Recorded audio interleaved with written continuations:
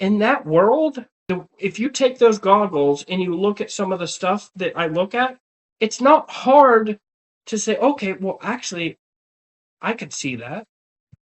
And that would make the most sense. And you say, well, where's your proof? We need proof. Like, dude, again with the proof thing. Well, first of all, why do I have to prove it? I'm not accusing them of anything. I'm not even saying it's nefarious. I'm just saying we went over the percentages of what I think the breakdown of how YouTube pays its people and so on. And I just said, I think it should be more because what the creators are bringing to the channel.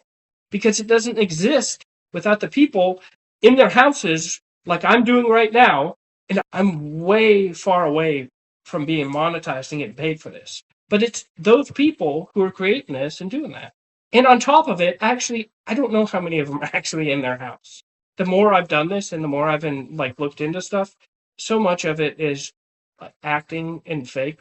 It makes sense too, because Hollywood died, YouTube came up, and there's all this content now. And how much of it do you think is organic? I would love to dive into that. The problem is I could find some stuff here and there.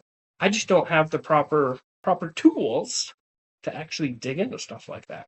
And I can't get them. Because you need certain tools to dig into certain things a certain way. I'm not saying I couldn't get a little bit and maybe see from the outside. But that's not here nor there. But to think that everything is squeaky clean. Too many people think this world is squeaky clean. It's exactly what I'm looking at right now.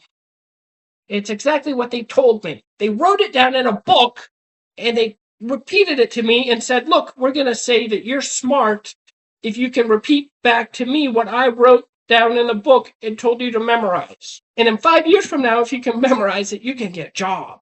This is where society is at. And people don't realize that that's what they've done to us. And then they gaslight you if you think any differently. Well, you know what's funny? It's because that same system, though, that same system taught me to think differently the way I think.